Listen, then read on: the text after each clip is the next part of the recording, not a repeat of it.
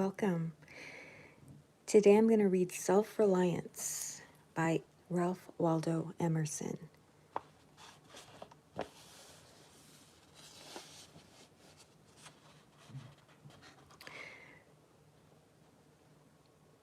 Self-Reliance. Man is his own star, and the soul that can render an honest and a perfect man commands all light, all influence, all fate. Nothing to him falls early or too late.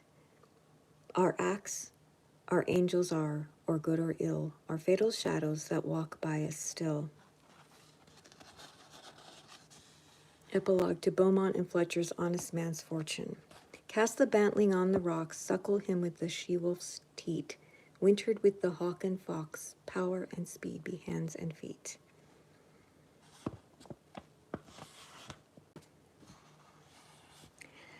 I read the other day some verses written by an eminent painter, which were original and not conventional. The soul always hears an admonition in such lines, let the subject be what it may.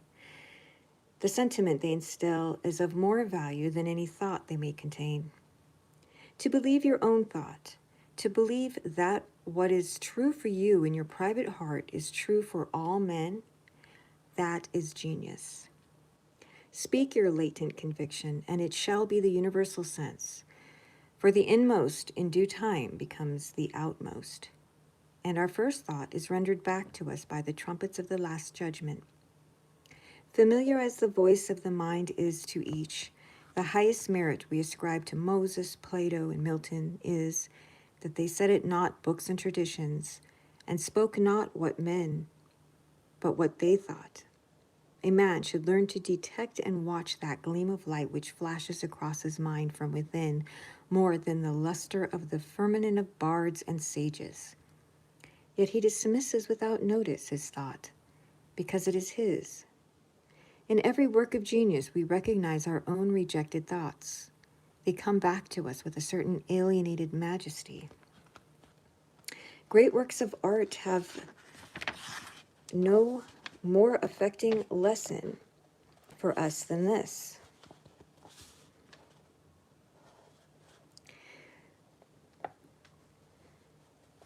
They teach us to abide by our spontaneous impression with good-humored inflexibility than most, when the whole cry of voices is on the other side. Else tomorrow a stranger will say with masterly good sense precisely what we have thought and felt all the time, and we shall be forced to take with shame our own opinion from another. There is a time in every man's education when he arrives at the conviction that envy is ignorance, that imitation is suicide, that he must take himself for better, for worse, as his portion. That though the wide universe is full of good, no kernel of nourishing corn can come to him but through his toil bestowed on that plot of ground which is given to him to till. The power which resides in him is new in nature, and none but he knows what that is which he can do, nor does he know until he has tried. Not for nothing, one face, one character, one fact makes much impression on him, and another none. This sculpture is in the memory is not without pre-established harmony. The eye was placed where one ray should fall, that it might testify of that particular ray. We but half express ourselves, and are ashamed of that divine idea which each of us represents. It may be safely trusted as proportionate and of good issues, so it be faithfully imparted, but God will not have his work made manifest by cowards. A man is relieved and gay when he has put his heart into his work and done his best. But what he has said or done otherwise shall give him no peace. It's a deliverance which does not deliver. In the attempt, his genius deserts him. No muse befriends, no invention, no hope. Trust thyself.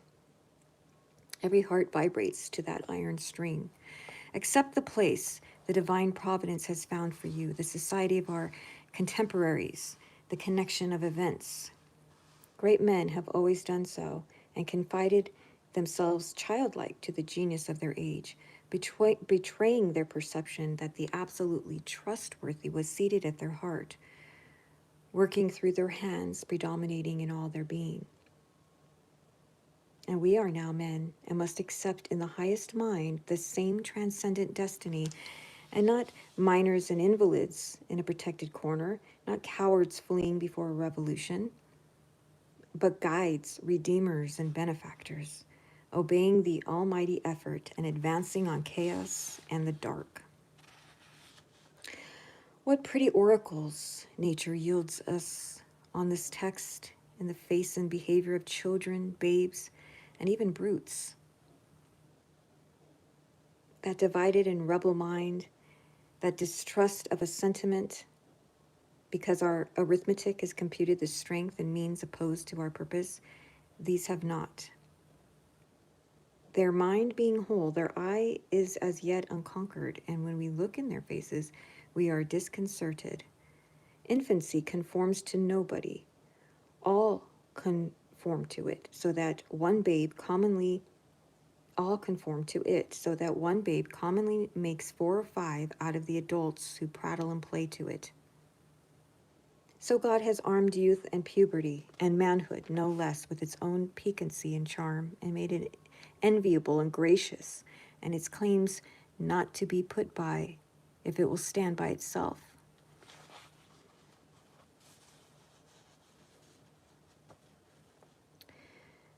Do not think the youth has no force because he cannot speak to you and me.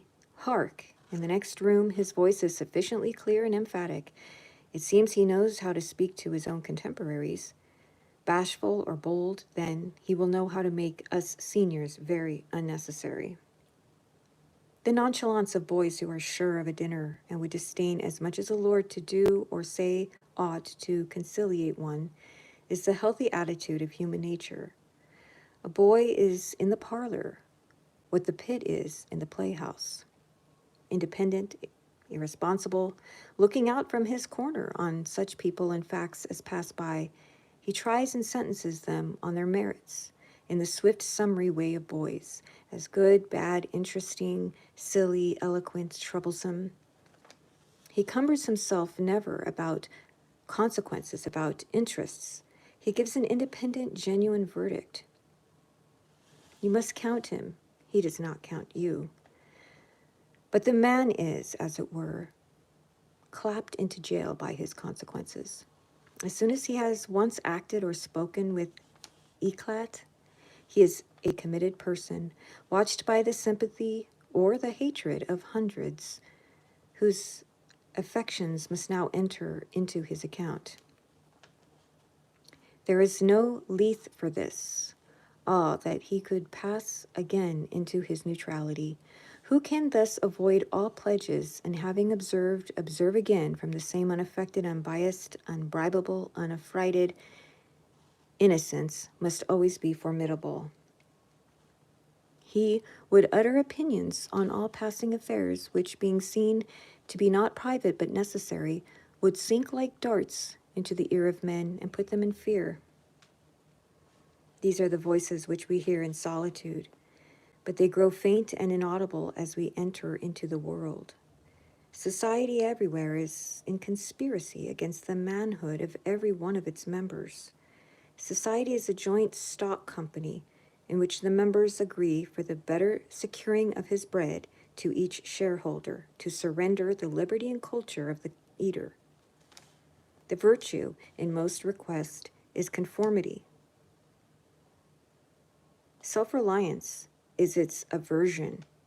It loves not realities and creators, but names and customs. Whoso would be a man must be a nonconformist. He who would gather immortal palms must not be hindered by the name of goodness, but must explore if it be goodness. Nothing is at last sacred but the integrity of your own mind. Absolve you to yourself, and you shall have the suffrage of the world. I remember an answer which, when quite young, I was prompted to make to a valued adviser who was wont to importune me with the dear old doctrines of the Church. On my saying, "What have I to do with the sacredness of traditions if I live wholly from within?" My friend suggested, but these impulses may be from below, not from above. I replied, they do not seem to me to be such, but if I am the devil's child, I will live then from the devil. No law can be sacred to me but that of my nature. Good and bad are but names very readily transferable to that or this. The only right is what is after my constitution. The only wrong, what is against it. A man is to carry himself in the presence of all opposition as if everything were titular and ephemeral, but he. I am ashamed to think how easily we capitulate to badges and names, to large societies and dead institutions. Every decent and well-spoken individual affects and sways me more than is right. I ought to go upright and vital and speak the rude truth in all ways. If malice and vanity wear the coat of philanthropy, shall that pass? If an angry bigot assumes this bountiful cause of abolition and comes to me with his last news from Barbados, why should I not say to him, go love thy infant, love thy woodchopper, be good-natured and modest, have that grace, and never varnish your hard and charitable ambition with this incredible tenderness for black folk 1,000 miles off. They love afar is spite at home. Rough and graceless would be such greeting, but truth is handsomer than the affectation of love. Your goodness must have some edge to it, else it is none. The doctrine of hatred must be preached as the counteraction of the doctrine of love when that pules and whines. I shun father and mother and wife and brother when my genius calls me. I would write on the lintels of the doorpost, whim. I hope it is somewhere better than whim at last, but we cannot spend the day in explanation. Expect me not to show cause why I seek or why I exclude company. Then again, do not tell me, as a good man did today, of my obligation to put all poor men in good situations. Are they my poor? I tell thee, thou foolish philanthropist, that I grudge the dollar, the dime, the cent I give to such men as do not belong to me and to whom I do not belong. There is a class of persons to whom by all spiritual affinity I am bought and sold. For them I will go to prison if need be. But your miscellaneous popular charities, the education of college of fools, the building of meeting houses to the vain, and to which many now stand, alms to sots, and the thousandfold relief societies. Though I confess with shame I sometimes succumb and give the dollar, it is a wicked dollar, which by and by I shall have the manhood to withhold. Virtues are, in the popular estimate, rather the exception than the rule. There is the man and his virtues. Men do what is called a good action, as some piece of courage or charity, much as they would pay a fine in expiation of daily non-appearance on parade. Their works are done as an apology or extenuation of their living in the world, as invalids and the insane pay a high board. Their virtues are penances. I do not wish to expiate, but to live. My life is for itself and not for a spectacle. I much prefer that it should be of a lower strain, so it be genuine and equal, than that it should be glittering and unsteady. I wish it to be sound and sweet, and not to need diet and bleeding. I ask primary evidence that you are a man, and refuse this appeal from the man to his actions. I know that for myself it makes no difference whether I do or forbear those actions which are reckoned excellent. I cannot consent to pay for a privilege where I have intrinsic right. Few and mean as my gifts may be, I actually am and do not need for my own assurance or the assurance of my fellows any secondary testimony. What I must do is all that concerns me, not what the people think. This rule, equally arduous in actual and in intellectual life, may serve for the whole distinction between greatness and meanness. It is the harder because you will always find those who think they know what is your duty better than you know. It's easy in the world to live after the world's opinion. It's easy in solitude to live after our own. But the great man is he who, in the midst of the crowd, keeps with perfect sweetness the independence of solitude. The objection to conforming to usages that have become dead to you is that it scatters your force. It loses your time and blurs the impression of your character. If you maintain a dead church, contribute to a dead Bible society, vote with a great party either for the government or against it, spread your table like base housekeepers, under all these screens, I have difficulty to detect the precise man you are. And of course, so much force is withdrawn from your proper life. But do your work, and I shall know you. Do your work, and you shall reinforce yourself.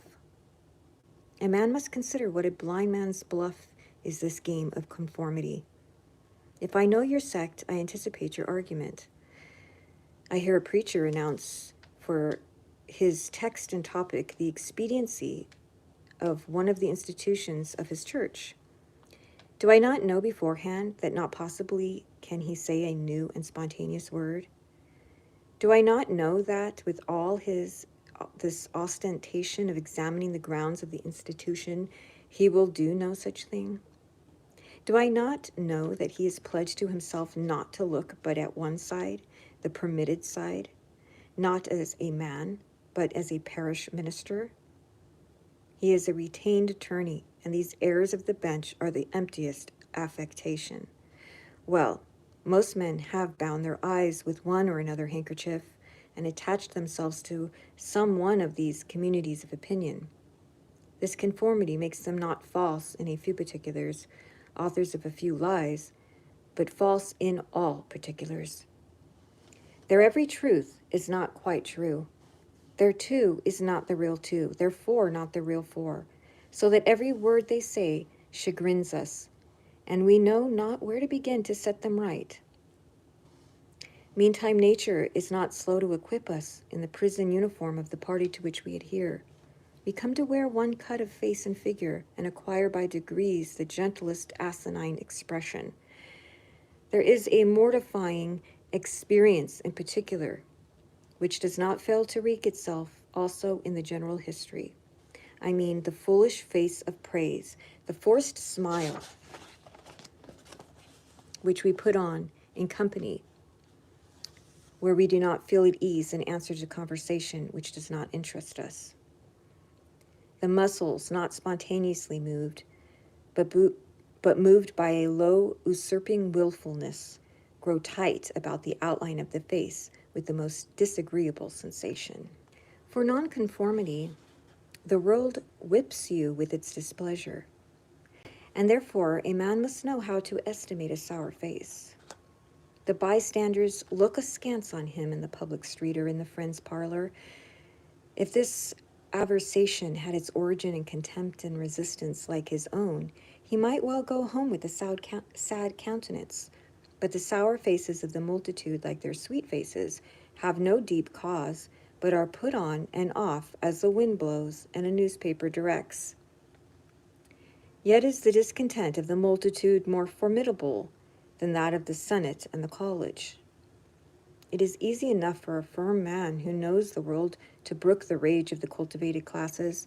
Their rage is decorous and prudent, for they are timid as being very vulnerable themselves.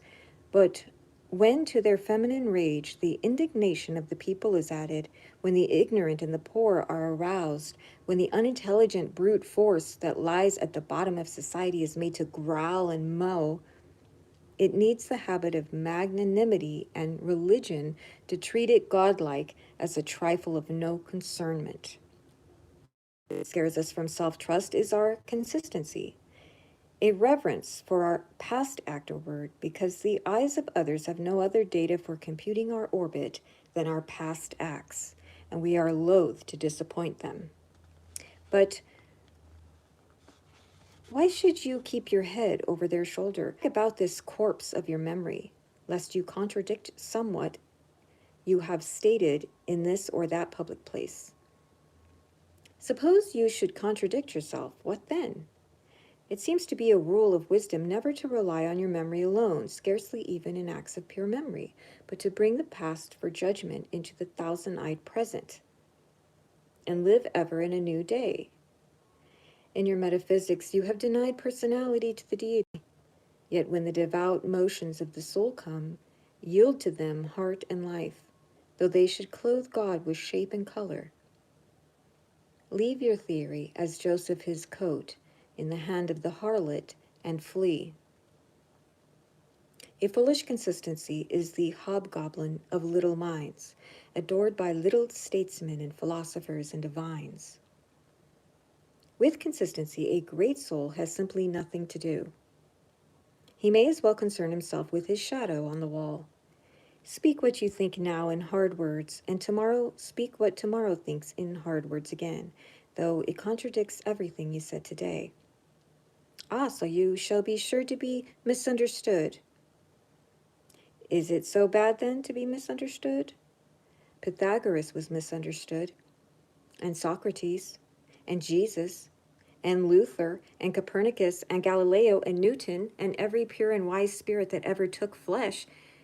To be great is to be misunderstood. I suppose no man can violate his nature. All the sallies of his will are rounded in by the law of his being, as the inequalities of Andes and Himalaya are insignificant in the curve of the sphere. Nor does it matter how you gauge and try him. A character is like an acrostic or Alexandrian stanza. Read it forward, backward, or across. It still spells the same thing. In this pleasing, contrite wood life which God allows me, let me record day by day my honest thought without prospect or retrospect, and I cannot doubt it will be found symmetrical, though I meet it not and see it not. My book should smell of pines and resound with the hum of insects. The swallow over my window should interweave that thread or straw he carries in his bill into my web also. We pass for what we are. Character teaches above our wills. Men imagine that they communicate their virtue or vice only by overt actions, and do not see that virtue or vice emit a breath every moment. There will be an agreement in which whatever variety of actions, so they be each honest and natural in their hour. For of one will the actions will be harmonious, however unlike they seem. These varieties are lost sight of at a little distance, at a little height of thought. One tendency unites them all. The voyage of the best ship is a zigzag line of 100 tacks. See the line from a sufficient distance, and it straightens itself to the average tendency. Your genuine action will explain itself, and will explain your other genuine actions. Your conformity explains nothing. Act singly, and what you have already done singly will justify you now. Greatness appeals to the future. If I can be firm enough today to do right and scorn eyes, I must have done so much right before as to defend me now. Be it how it will, do right now. Always scorn appearances, and you always may. The force of character is cumulative. All the foregone days of virtue work their health into this. What makes the majesty of the heroes of the Senate and the field, which so fills the imagination? The consciousness of a train of great days and victories behind. They shed an united light on the advancing actor. He is attended as by a visible escort of angels. That is it which throws thunder into Chatham's voice and dignity into Washington's port and America into Adam's eye. Honor is venerable to us because it is no ephemeris. It is always ancient virtue. We worship it today because it is not of today.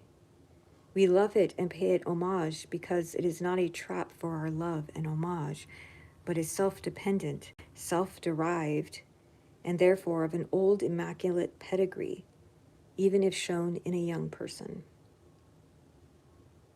I hope in these days we have heard the last of conformity and consistency. Let the words be gazetted and ridiculous henceforward. Instead of the gong for dinner, let us hear a whistle from the Spartan fife. Let us never bow and apologize more. A great man is coming to eat at my house. I do not wish to please him. I wish that he should wish to please me. I will stand here for humanity, and though I would make it kind, I would make it true. Let us affront and reprimand the smooth mediocrity and squalid contentment of the times, and hurl in the face of custom and trade and office the fact, which is the upshot of all history, that there is a great responsible thinker and actor working wherever a man works, that a true man belongs to no other time or place, but is the center of things. Where he is, there is nature. He measures you and all men and all events. Ordinarily, everybody in society reminds us of somewhat else or of some other person. Character, reality, reminds you of nothing else. It takes place of the whole creation. The man must be so much that he must make all circumstances indifferent.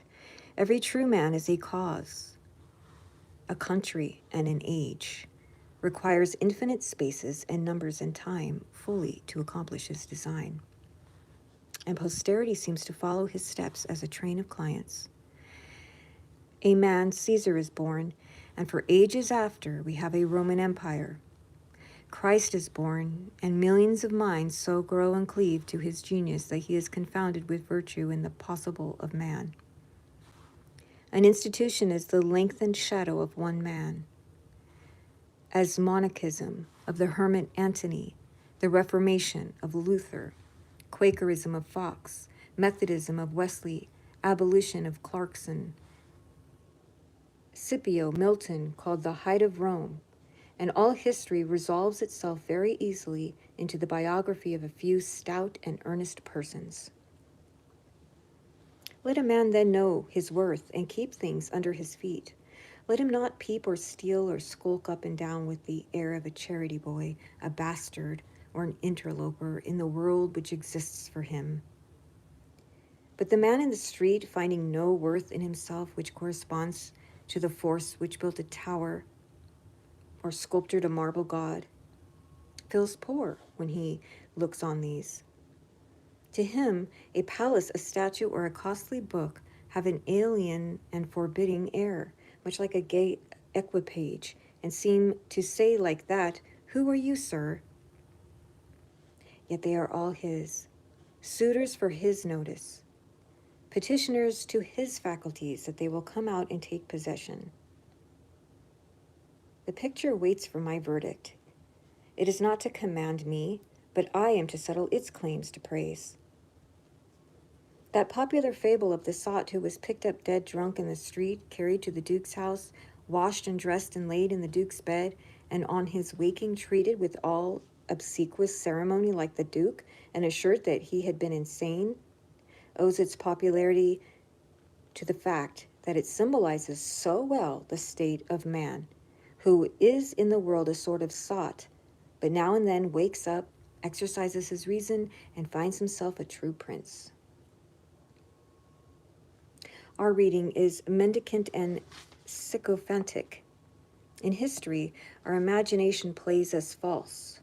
Kingdom and lordship, power and estate are a gaudier vocabulary than Private John and Edward in a small house and common day's work. But the things of life are the same to both. The sum total of both is the same. Why all this deference to Alfred and Scanderbeg and Gustavus? Suppose they were virtuous, did they wear out virtue? As great a stake depends on your private act today as followed their public and renowned steps. When private men shall act with original views, The luster will be transferred from the actions of kings to those of gentlemen.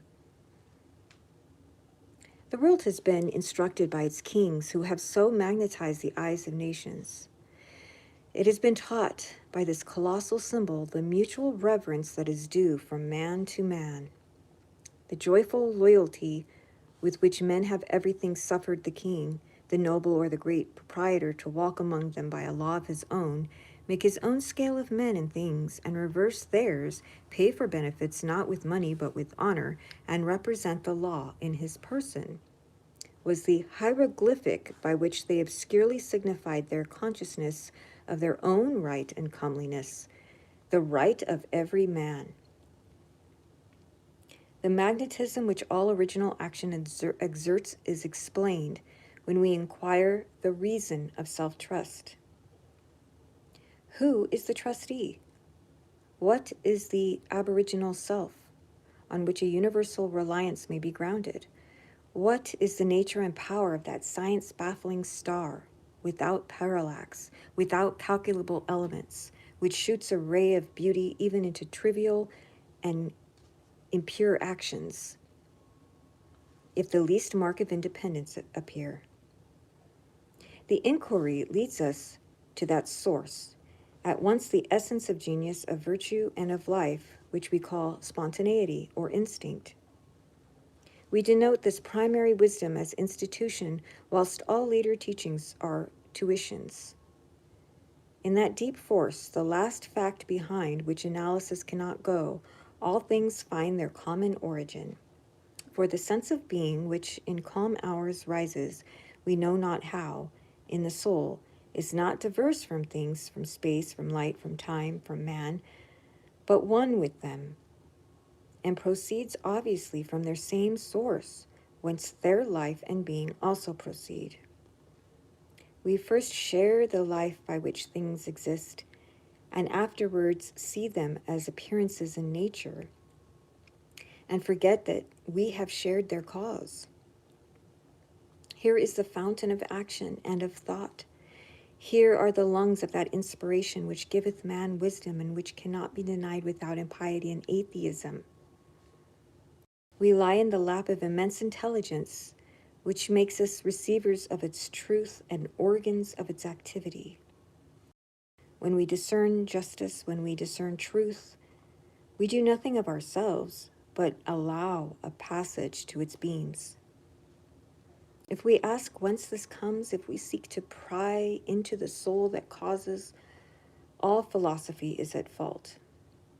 Its presence or its absence is all we can affirm. Every man discriminates between the voluntary acts of his mind and his involuntary perceptions, and knows that to his involuntary perception a perfect faith is due. He may err in the expression of them, but he knows that these things are so, like day and night, not to be disputed. My willful actions and acquisitions are but roving. The idlest reverie, the faintest native emotion, command my curiosity and respect. Thoughtless people contradict as readily the statement of perceptions as of opinions, or rather much more readily, for they do not distinguish between perception and notion. They fancy that I choose to see this or that thing, but perception is not whimsical, but fatal. If I see a trait, my children will see it after me, and in course of time, all mankind, although it may chance that no one has seen it before me, for my perception of it is as much as a fact as the sun. The relations of the soul to the divine spirit are so pure that it is profane to seek to interpose helps. It must be that when God speaketh, he should communicate not one thing, but all things, should fill the world with his voice, should scatter forth light, nature, time, souls from the center of the present thought, and new date and new create the whole. Whenever a mind is simple and receives a divine wisdom, old things pass away. Means, teachers, texts, temples fall. It lives now and absorbs past and future into the present hour. All things are made sacred by relation to it, one as much as another. All things are dissolved to their center by their cause, and in the universal miracle, petty and particular miracles disappear. If therefore a man claims to know and speak of God and carries you backward to the phraseology of some old moldered nation in another country, in another world, believe him not. Is the acorn better than the oak, which is its fullness and completion? Is the parent better than the child into whom he has cast his ripened being? Whence then this worship of the past? The centuries are conspirators against the sanity and authority of the soul. Time and space are but physiological colors which the eye makes, but the soul is light. Where it is day.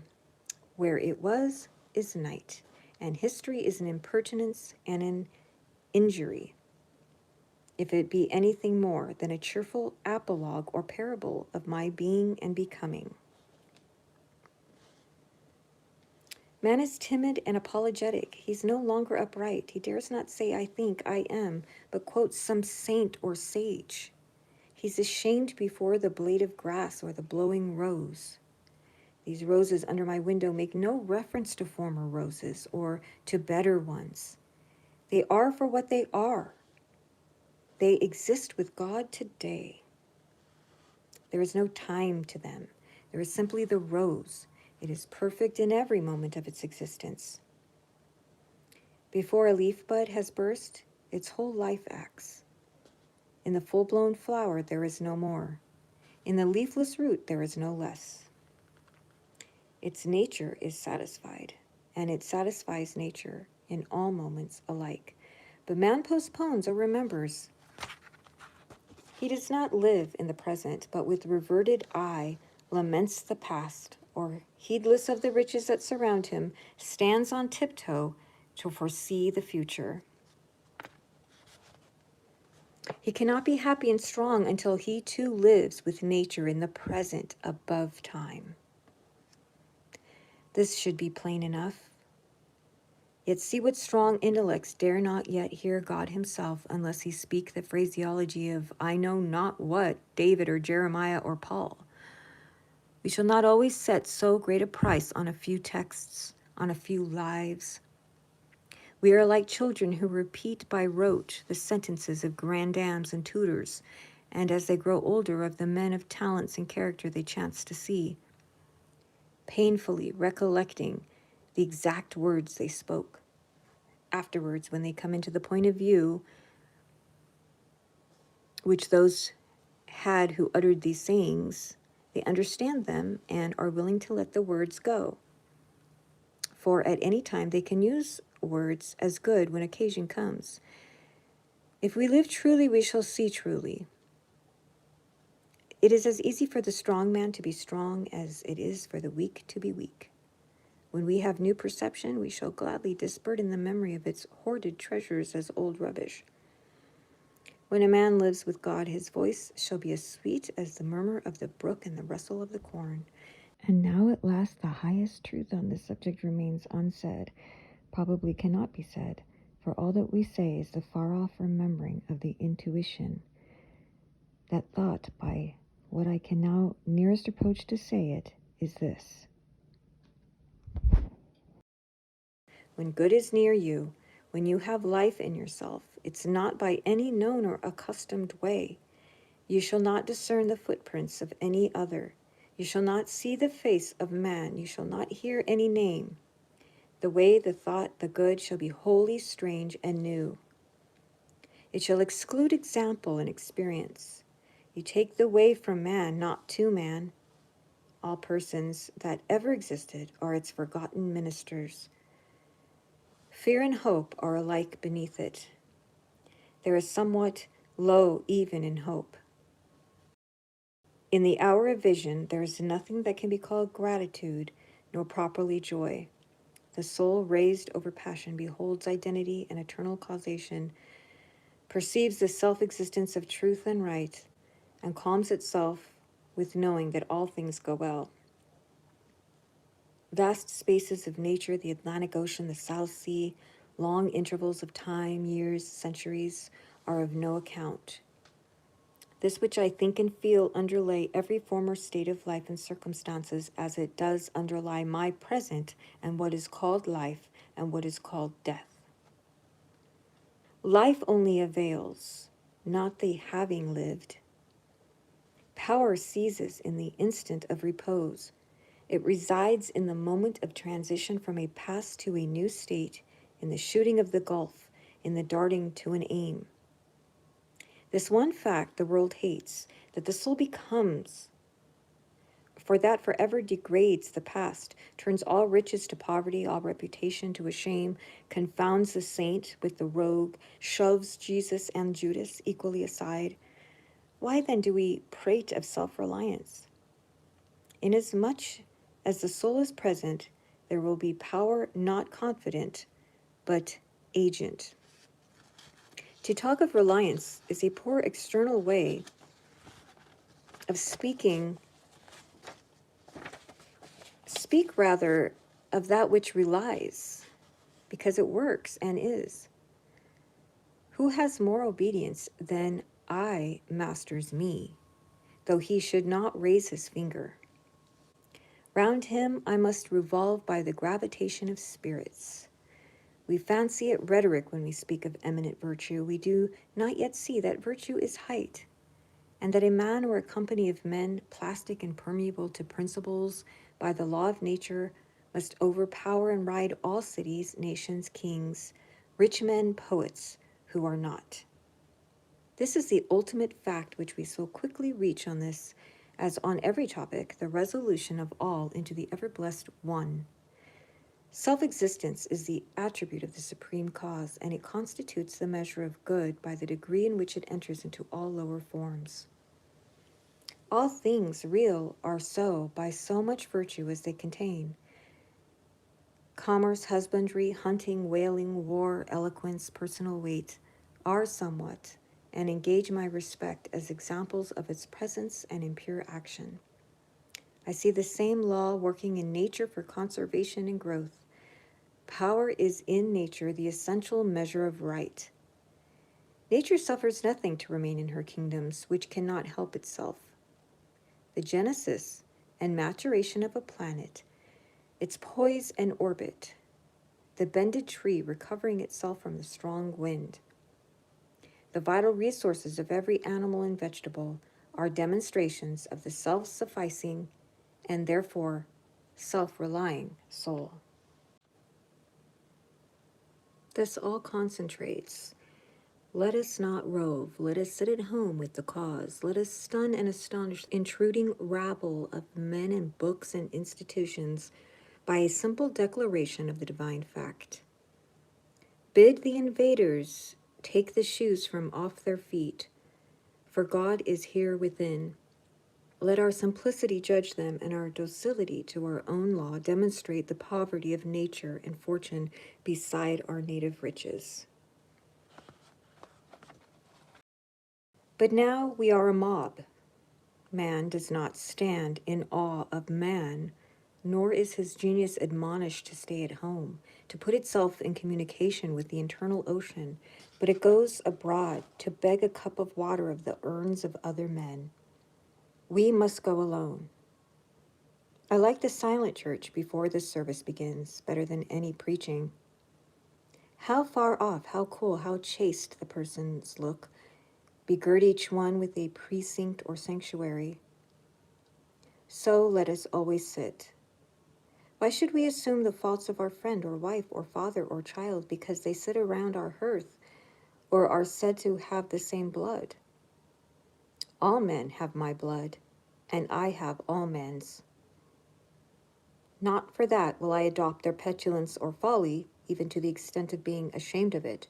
But your isolation must not be mechanical, but spiritual, that is, must be elevation. At times the whole world seems to be in conspiracy to importune you with emphatic trifles. Friend, client, child, sickness, fear, want, charity, all knock at once at thy closet door and say, Come out unto us. But keep thy state. Come not into their confusion. The power men possess to annoy me, I give them by a weak curiosity.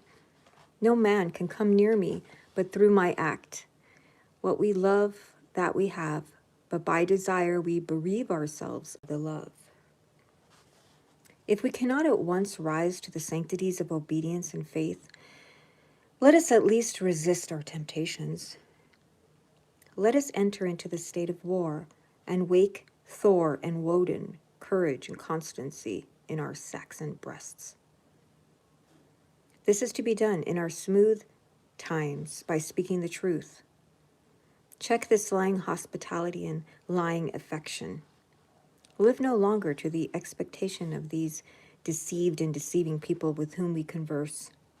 Say to them, O father, O mother, O wife, O brother, O friend, I have lived with you after appearances hitherto. Henceforward I am the truth's. Be it known unto you that henceforward I obey no law less than the eternal law. I will have no covenants but proximities.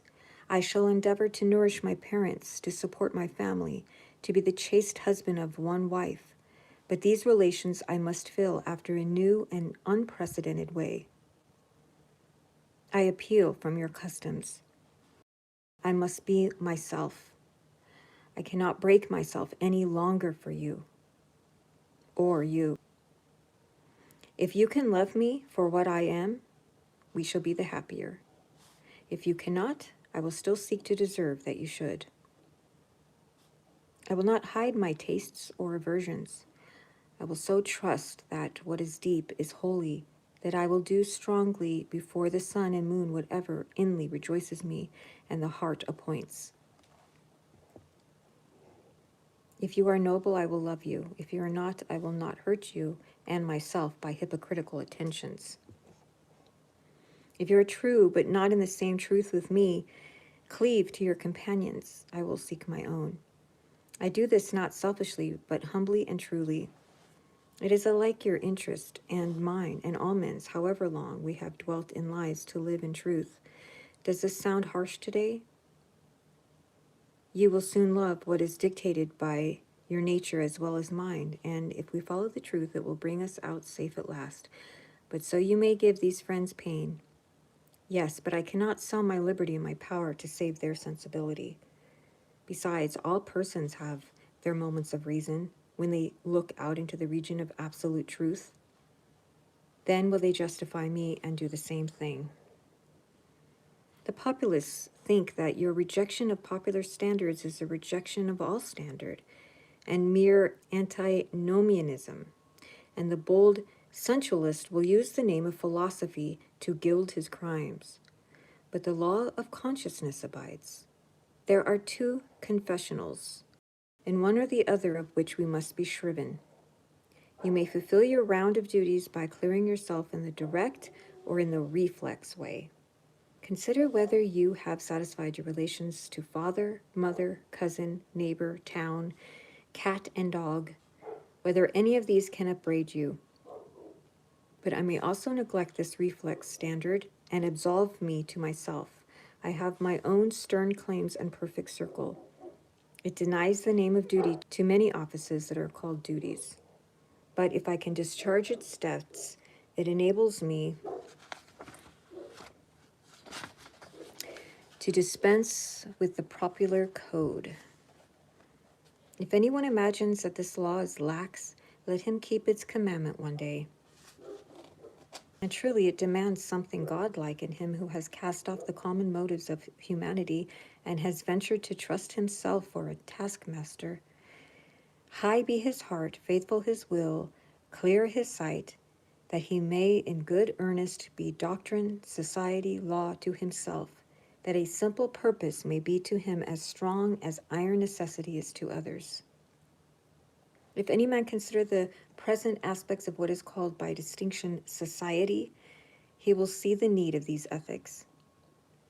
The sinew and heart of man seem to be drawn out, and we are become timorous, desponding whimperers.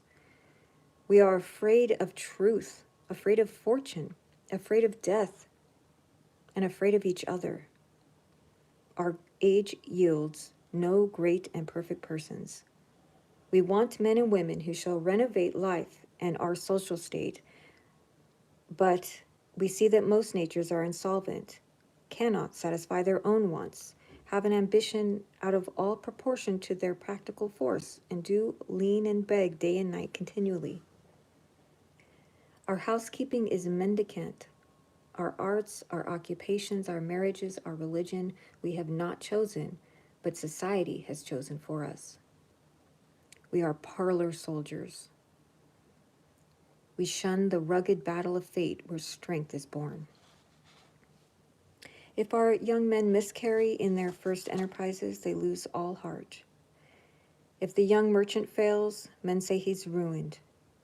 If the finest genius studies at one of our colleges and is not installed in an office within 1 year afterwards in the cities or suburbs of Boston or New York, it seems to his friends and to himself that he's right in being disheartened and in complaining the rest of his life.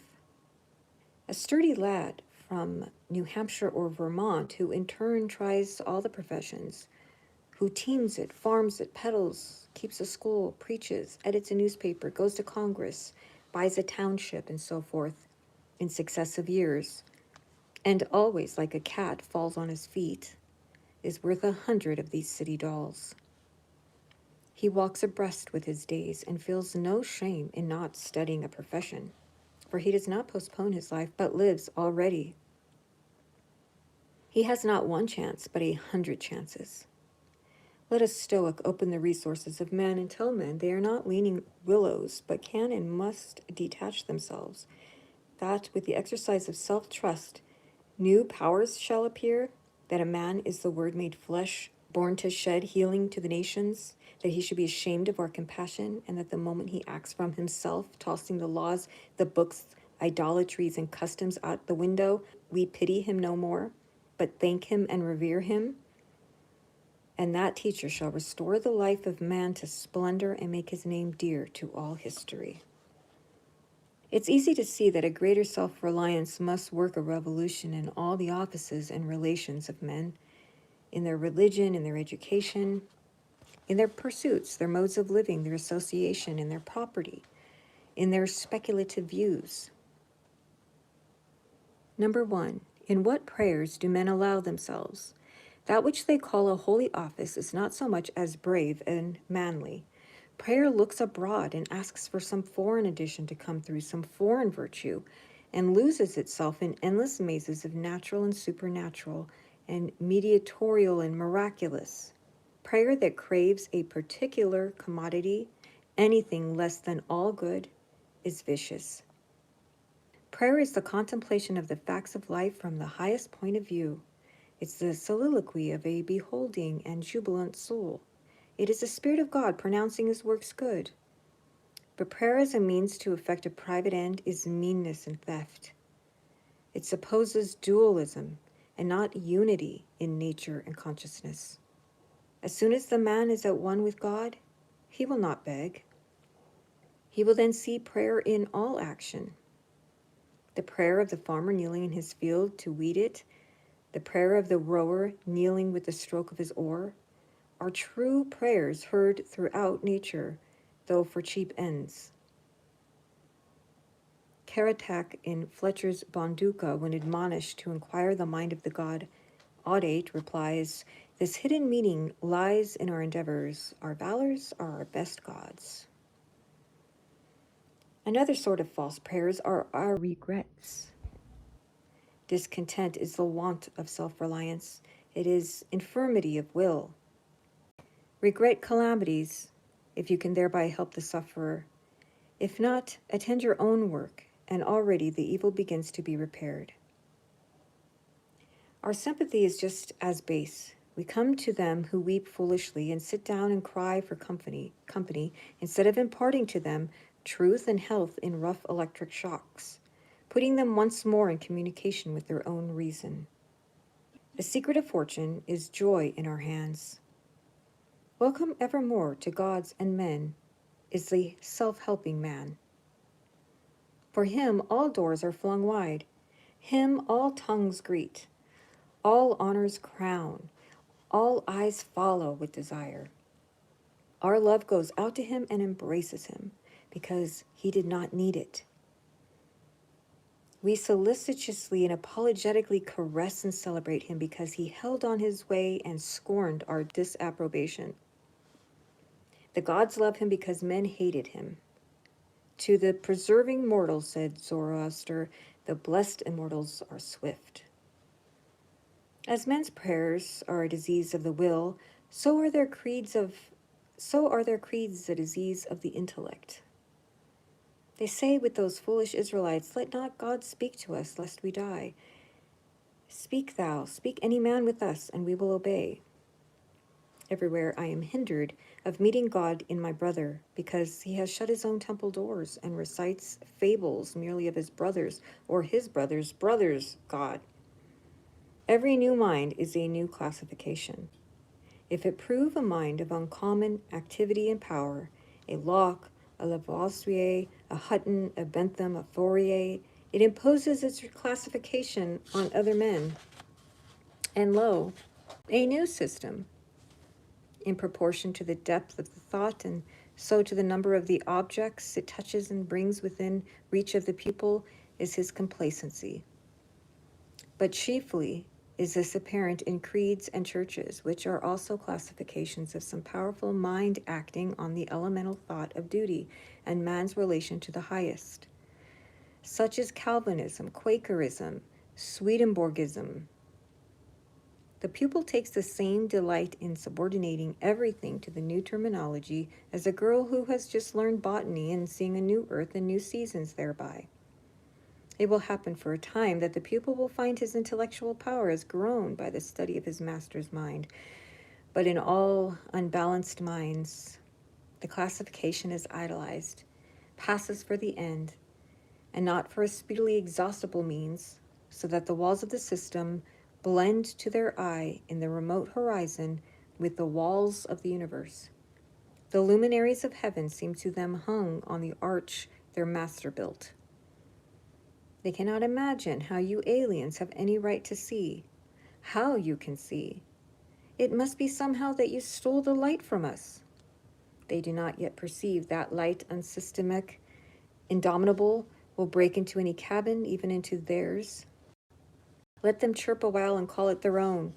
If they are honest and do well, presently their neat new pinfold will be too straight and low, will crack and lean, will rot and vanish, and the immortal light, all young and joyful, million-orbed, million-colored, will beam over the universe as on the first morning. Number 2. It is for want of self-culture that the superstition of traveling, whose idols are Italy, England, Egypt, retains its fascination for all educated Americans. They who made England, Italy, or Greece venerable in the imagination did so by sticking fast where they were, like an axis of the earth. In manly hours we feel that duty is our place. The soul is no traveler. The wise man stays at home, and when his necessities, his duties on any occasion call him from his house or into foreign lands, he is at home still, and shall make men sensible by the expression of his countenance, that he goes the missionary of wisdom and virtue, and visits cities and men like a sovereign, and not like an interloper or a valet. I have no churlish objection to the circumnavigation of the globe for the purposes of art, of study, and benevolence, so that the man is first domesticated or does not go abroad with the hope of finding somewhat greater than he knows. He who travels to be amused or to get somewhat which he does not carry travels away from himself and grows old even in youth among old things. In Thebes, in Palmyra, his will and mind have become old and dilapidated as they. He carries ruins to ruins. Traveling is a fool's paradise. Our first journeys discover to us the indifference of places. At home I dream that at Naples, at Rome, I can be intoxicated with beauty and lose my sadness. I pack my trunk, embrace my friends, embark on the sea, and at last wake up in Naples And there beside me is the stern fact, the sad fact, unrelenting, identical, that I fled from. I seek the Vatican and the palaces. I affect to be intoxicated with sights and suggestions, but I am not intoxicated. My giant goes with me wherever I go. Number 3, but the rage of traveling is a symptom of a deeper unsoundness affecting the whole intellectual action. The intellect is vagabond, and our system of education fosters restlessness. Our minds travel when our bodies are forced to stay at home. We imitate, and what is imitation but the traveling of the mind? Our houses are built with foreign taste. Our shelves are garnished with foreign ornaments. Our opinions, our tastes, our faculties lean and follow the past and the distant. The soul creates the arts wherever they have flourished. It was in his own mind that the artist sought his model. It was an application of his own thought to the thing to be done and the conditions to be observed. And why need we copy the Doric or the Gothic model? Beauty, convenience, grandeur of thought, and quaint expression are as near to us as to any. And if the American artist will study with hope and love the precise thing to be done by him, considering the climate, the soil, the length of the day, the wants of the people, the habit and form of the government, he will create a house in which all these will find themselves fitted, and taste and sentiment will be satisfied also. Insist on yourself. Never imitate. Your own gift you can present every moment with the cumulative force of a whole life's cultivation. But if the adopted talent of another, you have only an extemporaneous half-possession. That which each can do best, none but his Maker can teach him. No man yet knows what it is, nor can, till that person has exhibited it. Where is the master who could have taught Shakespeare? Where is the master who could have instructed Franklin or Washington or Bacon or Newton? Every great man is a unique. The Scipianism of Scipio is precisely that part he could not borrow. Shakespeare will never be made by the study of Shakespeare. Do that which is assigned to you, and you cannot hope too much or dare too much. There is at this moment for you an utterance brave and grand as that of the colossal chisel of Phidias, or trowel of the Egyptians, or the pen of Moses or Dante, but different from all these. Not possibly will the soul, all rich, all eloquent, with thousand-cloven tongue, deign to repeat itself. But if you can hear what these patriarchs say, surely you can reply to them in the same pitch of voice. For the ear and the tongue are two organs of one nature. Abide in the simple and noble regions of thy life, obey thy heart, and thou shalt reproduce the foreworld again. Number 4, as our religion, our education, our art look abroad, so does our spirit of society. All men plume themselves on the improvement of society, and no man improves. Society never advances. It recedes as fast on one side as it gains on the other. It undergoes continual changes. It is barbarous, it is civilized, it is Christianized, it is rich, it is scientific. But this change is not amelioration. For everything that is given, something is taken. Society acquires new arts and loses old instincts. What a contrast between the well-clad, reading, writing, thinking American with a watch, a pencil, and a bill of exchange in his pocket, and the naked New Zealander whose property is a club, a spear, a mat, and an undivided 20th of a shed to sleep under. But compare the health of the two men, and you shall see that the white man has lost his aboriginal strength. If the traveler tell us truly, strike the savage with the broad axe, and in a day or two the flesh shall unite and heal as if you struck the blow into soft pitch, and the same blow shall send the white to his grave. The civilized man has built a coach, but has lost the use of his feet. He is supported on crutches, but lacks so much supportive muscle. He has a fine Geneva watch, but he fails of the skill to tell the hour by the sun. A Greenwich nautical almanac he has, and so being sure of the information when he wants it, the man in the street does not know a star in the sky. The solstice he does not observe. The equinox he knows as little, and the whole bright calendar of the year is without a dial in his mind. His notebooks impair his memory. His libraries overload his wit. The insurance office increases the number of accidents. And it may be a question whether machinery does not encumber, whether we have not lost by refinement some energy, by a Christianity entrenched in establishments and forms, some vigor of wild virtue. For every Stoic was a Stoic, but in Christendom, where is the Christian? There is no more deviation in the moral standard than in the standard of height or bulk. No greater men are now than ever were. A singular equality may be observed between the great men of the first and of the last ages, nor can all the science, art, religion, and philosophy of the 19th century avail to educate greater men than Plutarch's heroes 3 or 4 and 20 centuries ago. Not in time is the race progressive. Phocion, Socrates, Anaxagoras, Diogenes are great men, but they leave no class. He who is really of their class will not be called by their name, but will be his own man, and in turn the founder of a sect. The arts and inventions of each period are only its costume, and do not invigorate men. The harm of the improved machinery may compensate its good.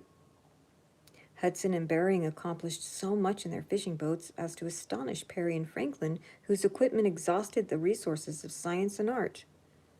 Galileo, with an opera glass, discovered a more splendid series of celestial phenomena than anyone since. Columbus found the New World in an undecked boat. It's curious to see the periodical disuse and perishing of means and machinery which were introduced with loud laudation a few years or centuries before. The great genius returns to essential man. We reckoned the improvements of the art of war among the triumphs of science, and yet Napoleon conquered Europe by the bivouac, which consisted of falling back on naked valor and disencumbering it of all aids. The emperor held it impossible to make a perfect army, says Las Casas, without abolishing our arms, magazines, commissaries, and carriages, until, in imitation of the Roman custom, the soldier should receive his supply of corn, grind it in his hand mill, and bake his bread himself. Society is a wave. The wave moves onward, but the water of which it is composed does not. The same particle does not rise from the valley to the ridge. Its unity is only phenomenal. The persons who make up a nation today, next year die, and their experience with them. And so the reliance on property, including the reliance on governments which protect it, is the want of self-reliance. Men have looked away from themselves and at things so long that they have come to esteem the religious, learned, and civil institutions as guards of property. And they deprecate assaults on these because they feel them to be assaults on property. They measure their esteem of each other by what each has, and not by what each is. But a cultivated man becomes ashamed of his property out of new respect for his nature. Especially he hates what he has if he see that it is accidental, came to him by inheritance or gift or crime. Then he feels that it is not having, it does not belong to him, has no root in him, and merely lies there because no revolution or no robber takes it away.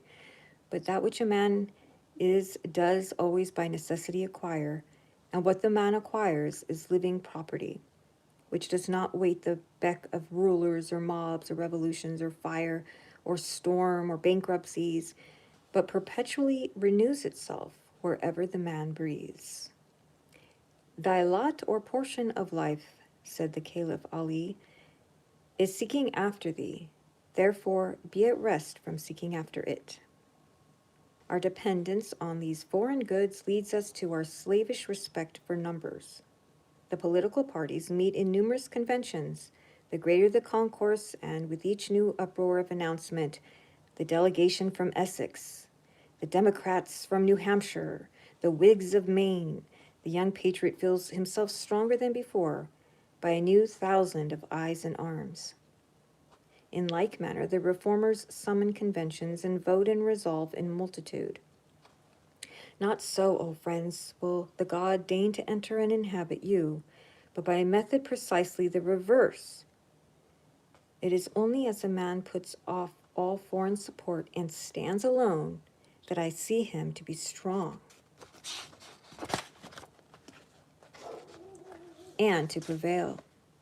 He is weaker by every recruit to his banner. Is not a man better than a town?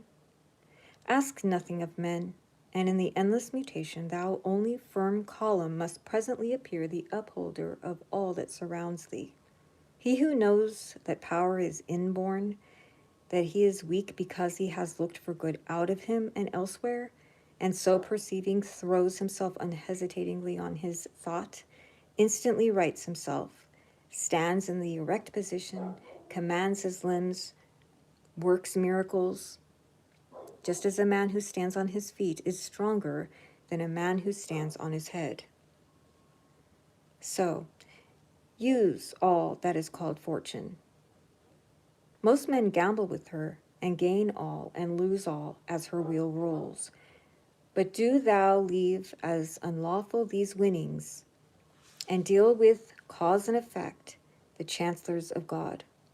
In the will work and acquire, and thou hast chained the wheel of chance, and shalt sit hereafter out of fear from her rotations. A political victory, a rise of rents, the recovery of your sick, the return of your absent friend, or some other favorable event raises your spirits, and you think good days are preparing for you. Do not believe it. Nothing can bring you peace but yourself. Nothing can bring you peace but the triumph of principles.